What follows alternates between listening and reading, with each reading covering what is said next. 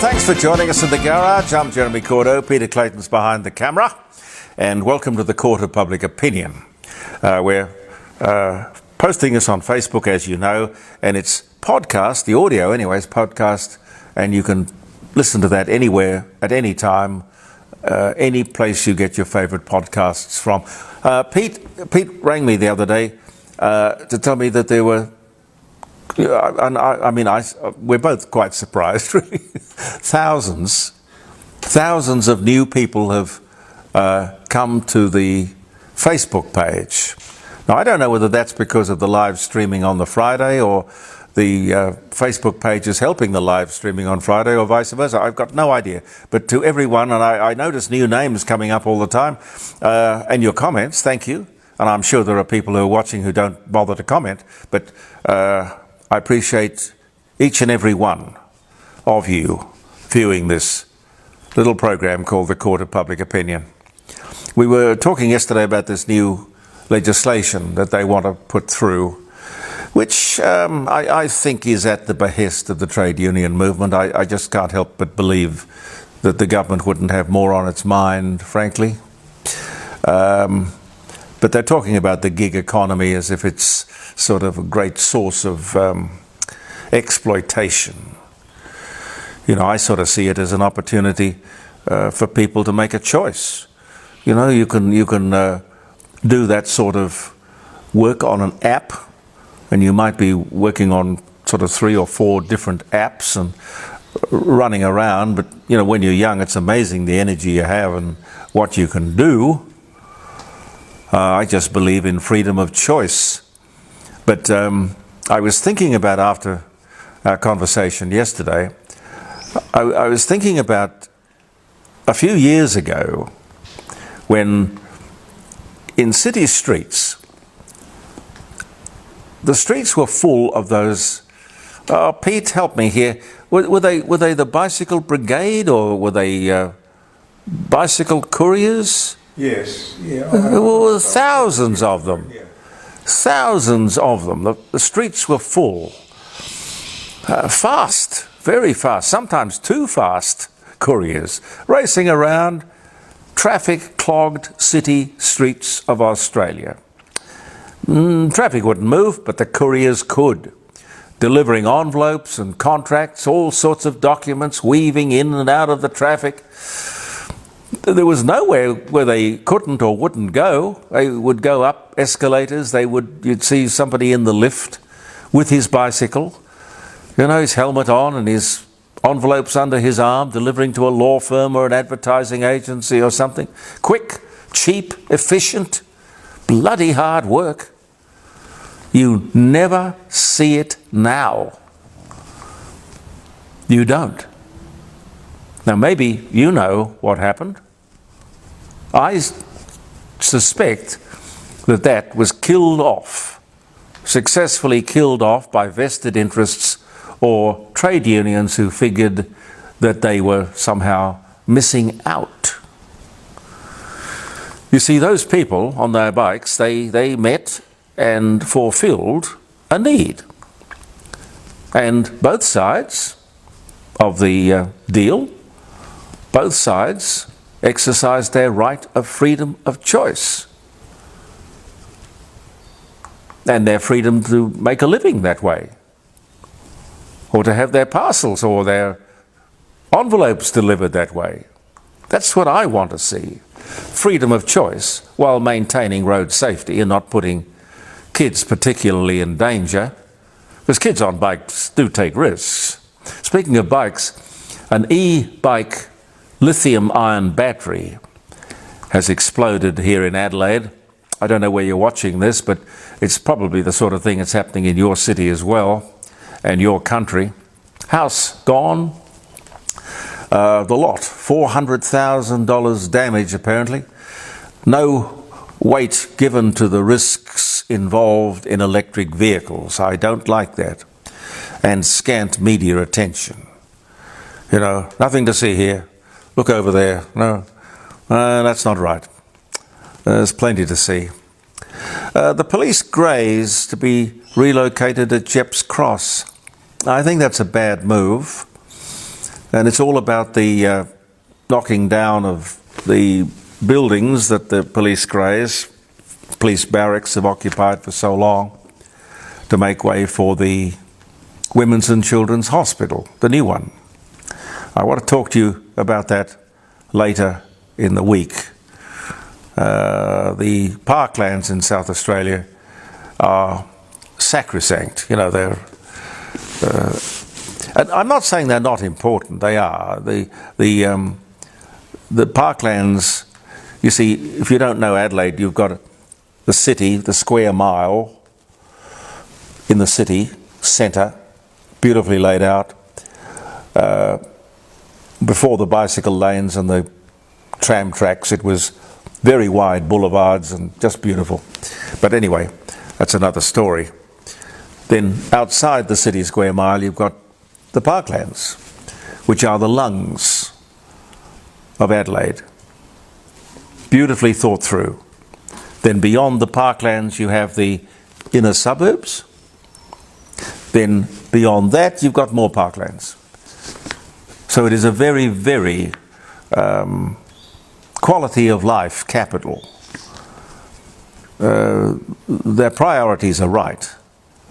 So I would not suggest willy-nilly that we do anything with the parklands, but there is a way to make this work for the police greys, not only their convenience, but their effectiveness, and also the preservation people. We'll talk about it later. House prices recovering, up, I think, for the 6th consecutive month. Good news if you're selling your house. Troublesome, as always, if you're looking around to buy. They're having a meeting at the museum in Sydney. Well, it's more like a demonstration than a meeting. A whole lot of activists from the South Pacific have arrived this week to lecture us on their perceived climate problems. This guy, I heard, openly saying that there had been several islands around Tuvalu which had sunk, disappeared. Well, upon checking, which of course the journalist doing the interview on the ABC could have checked as well, that is rubbish, nonsense. Now, why didn't that journalist say something like, I'm sorry, what islands have disappeared? And where? And when? And can you prove it? No, of course they wouldn't do that. Doesn't fit the old ABC narrative.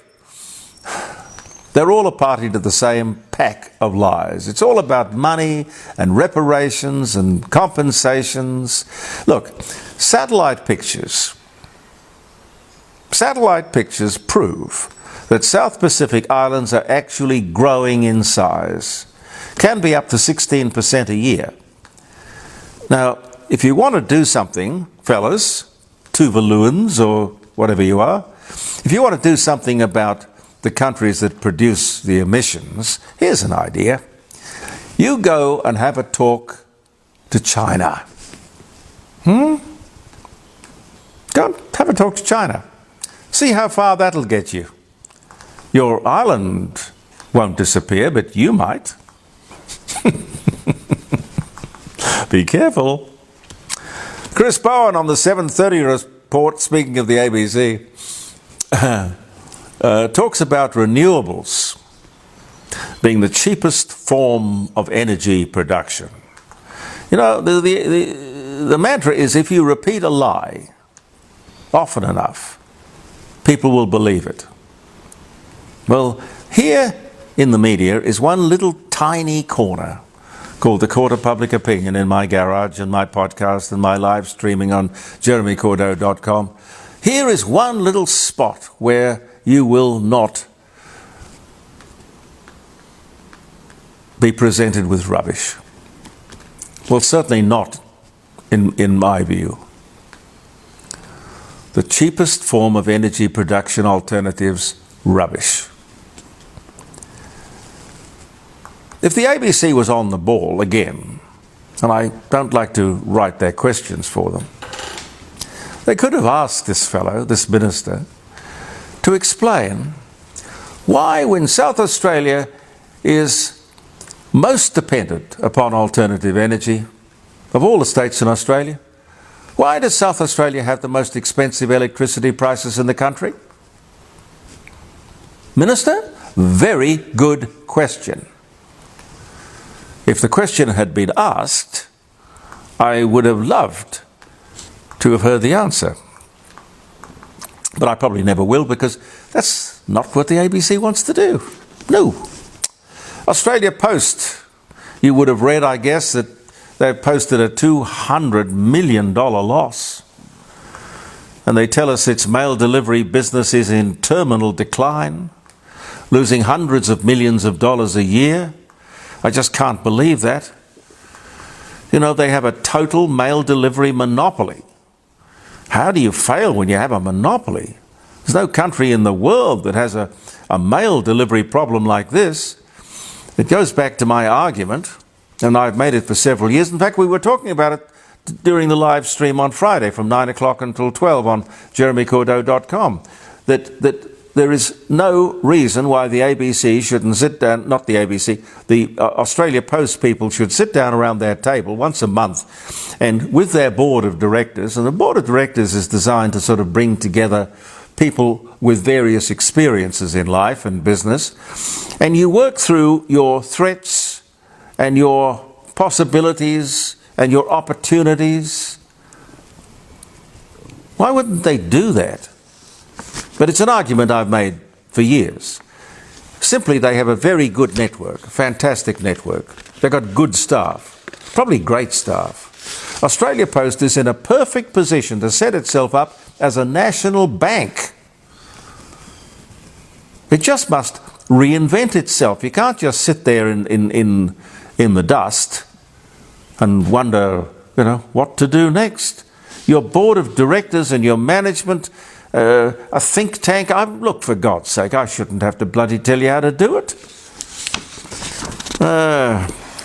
Anthony Mundine coming up in a minute with some, Pete, what would you say, disturbing? Well, it's scandalous. Yeah, well, Pete and I, and probably you, have suspected for some time that with so many people jumping on the yes bandwagon, that there is more to their embracing the idea than meets the eye. Now, I'm a realist and a pragmatist, and I didn't come down in the last shower. Business, the AFL, the NFL, all these corporates, Qantas, all of these people, I am sure there is a quid pro quo. There is something going on. John Farnham, did he just hand over the voice to the yes promoters? Or did they pay him? To which end, I want you to listen to Anthony Mundine, a very successful footballer and athlete, and later on a great boxer, and a fine Australian. Have a listen to what he is suggesting. And I wish you a happy birthday and a happy wedding anniversary. If it's a day of importance to you, well, every day is important, isn't it, for God's sake? Every day. September 5, on this day in 1698, we do go back a while, 1698, Russian Tsar Peter the Great I'm sorry to tell you this, Pete, he imposes a tax on beards. Hey, Jim, Chalmers could possibly come up with that. You'd make a quid with taxing beards, wouldn't you? No stone unturned. I don't know how long it lasted, but it was certainly there in 1698. German Christine Hart patents the first modern brazier in 1889. Now,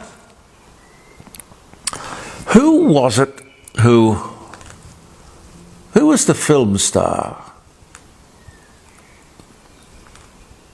I must look that up. The film star. The film star, I think it wasn't Gina Lollobrigida. No. It was, I'll look it up. But I heard that there was somebody in Hollywood who came up with the modern bra. Maybe this was a forerunner of it. It's an interesting subject, though, Pete. Yes. Oh, yeah. Anyway, I'll look at that for tomorrow. 1885, the first gasoline pump is delivered to gasoline dealer F.T. Wayne Limited. 1885. Huckleberry Hound Show by Hanna-Barbera featuring Yogi Berra premieres on the US television networks 1958 on this day. Freddie Mercury, the British singer and songwriter, Queen. 1946, he was born in Stone Town, Zimbabwe. No, I'm sorry, it wasn't Stone Town, Zimbabwe, it was Zanzibar. He died in 1991. American actor John Travolta, 37, weds American actress Kelly Preston, 28, at the Hotel Paris in France. Jim Henson's Puppet Show premieres on television. Mia Farrow was a guest star this day, 1976. Michael Keaton, the American actor. Beetlejuice, Batman, born Pittsburgh, Pennsylvania, 1951. The Great Fire of London ends, leaving 13,200 houses destroyed and 8 people dead. 1666 was the year. I would have thought it would have killed more people. It would have been a very densely populated city, London, back then. The first colour video recording on magnetic tape was presented, Charlotte, North Carolina. 1958.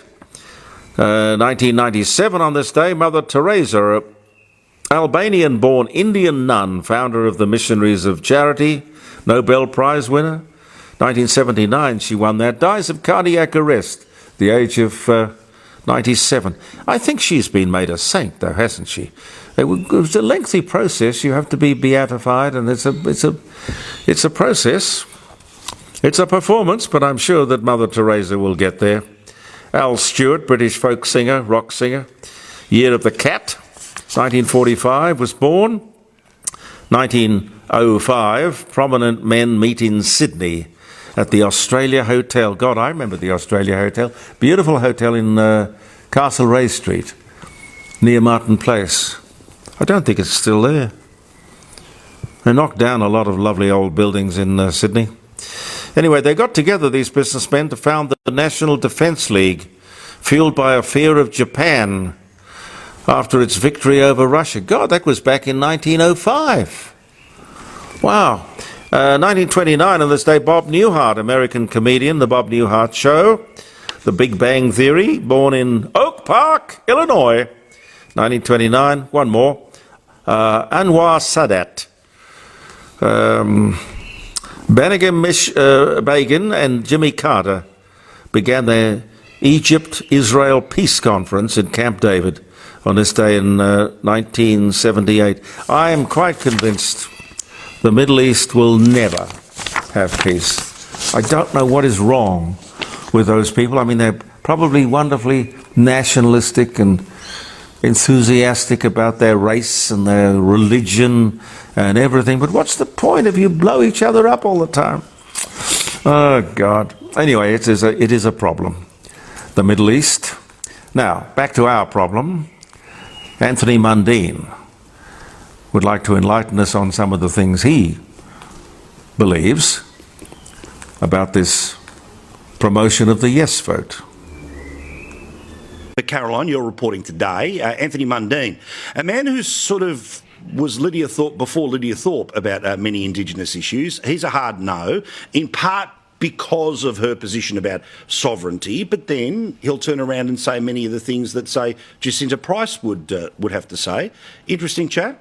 Very interesting. And I think, this is going to be, to use a boxing pun, a real knockout blow for the Yes campaign. Well I do think having someone as high profile, I hear those groans, as high profile, an Indigenous athlete, a legend in boxing and NRL, coming out against this referendum is going to be very powerful, because I don't think that he said what a lot of people thought he would say on this. They might assume he would take a progressive yes position because it's good for his mob, but actually he does take, and he's not a Lydia Thorpe supporter, I should add, but he does agree with her on his fears about what it will do for the rights of Indigenous people and sovereignty. It's something the government has dismissed, I should make clear. But also he says we already have senators and ministers in Parliament who are Indigenous. Why do we need this voice? And the people who, he's very sceptical about people who,